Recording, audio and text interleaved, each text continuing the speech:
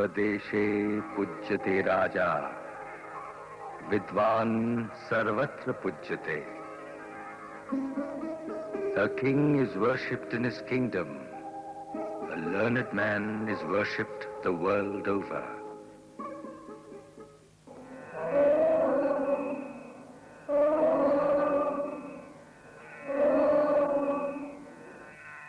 Om Savitre Namaha, Om Arkaya Namaha, Om Bhaskaraya Namaha.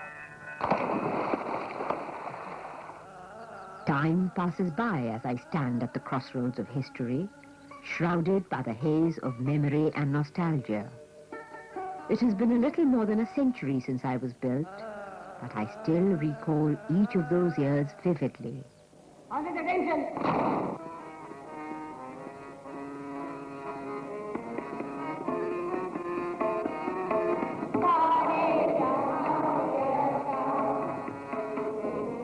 The walls of Stowe Hall are adorned with the portraits of all those great men whose brainchild I am. The hall itself is named after Principal V.A.S. Stowe, who gave me my present form and shape during his tenure that spread over 2 decades. But it was T.L.H. Smith-Pierce who gave me a sense of purpose and immortalized my name. Joining the college as vice principal in 1921, he became its principal from 1931 to 1946. It was a little before his retirement that Smith-Pierce recorded my history in his book, Past, Present and Future, which reveals that the Rajkumar College was conceived way back in 1882. It was on the first day of that year, in 1882, that the then Chief Commissioner of the Central Provinces in Bihar opened the Rajkumar College at Jabalpur, with the express intention of providing modern education to the sections of the royal families of the Central Provinces.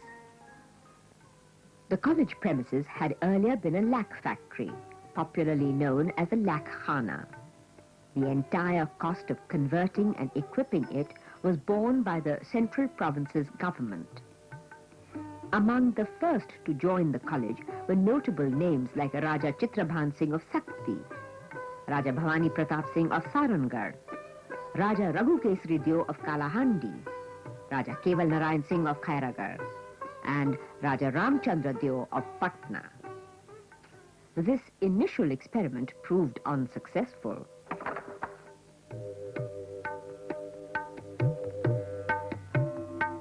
But this did not deter the Central Provinces government from imparting standardized education to the future rulers of the region.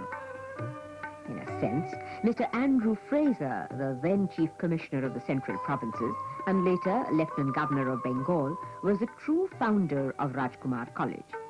It was he who masterminded the idea of shifting the college to its present location at Raipur in Madhya Pradesh by raising enough money to buy a few buildings which the Central Provinces government was keen to dispose of. From the money thus collected, Fraser purchased the Commissioner's Court, the Commissioner's House, and the Circuit House.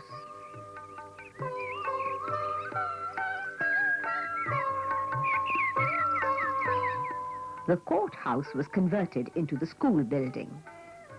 Thus, I was formally inaugurated on November 15th, 1894, by Sir John Woodburn, then Chief Commissioner of the Central Provinces.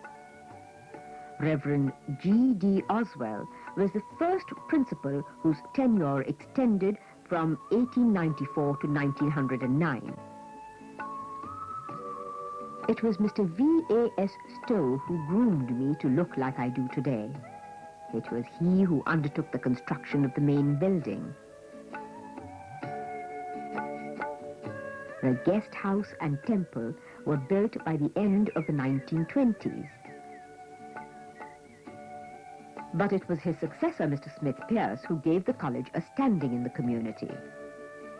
In 1939, the college became one of the founding members of the Public Schools Conference, with the avowed objective of advising the government on educational problems. A year later, in 1940, it was renamed the Indian Public Schools Conference. 1, 1, up. 1, 1, up. 1, 1, up. 1, 1, up. A sense of democratization was thus introduced. The college could now extend its facilities to all boys, irrespective of caste, creed, and color. As Mr. Smith Pierce observed later, we could now make the Indian public realize the need for a number of first-class schools in India, whose general training is designed to prepare boys of ability for positions of leadership and responsibility in all walks of life, and to encourage the opening, development, and expansion of such schools. It is these lofty principles which have made schools like Rajkumar College into a melting pot of diverse Indian culture, a miniature India within themselves.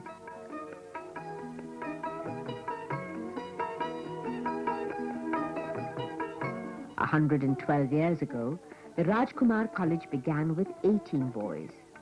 Today, it is one of the leading public schools in India, with more than 700 boys and girls, offering tuition at the 10+2 level in 3 streams: arts, science, and commerce. In spite of the excellent facilities it provides, the college is fairly inexpensive. 100 long years have gone by, and yet nothing much has changed. My walls are still the same. The sun, perhaps a little older, still shines upon them, casting shadows which lengthen as the days pass by.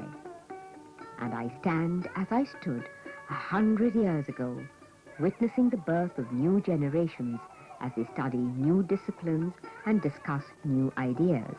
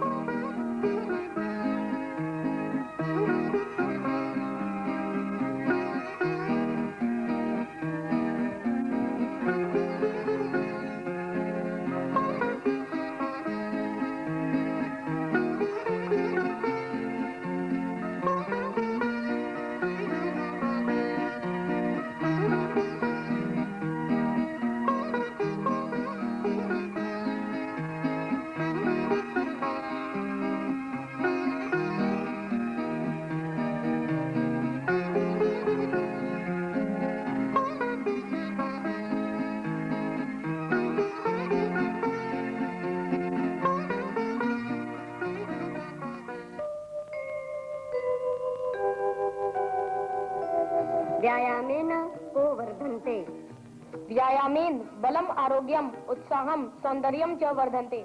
Globalization does not merely mean blindly imbibing Western ideas and culture. It means giving our ancient tradition a proper place in the new global scheme. Aspects of Indian culture, like the study of Sanskrit and the practice of yoga, are emphasized.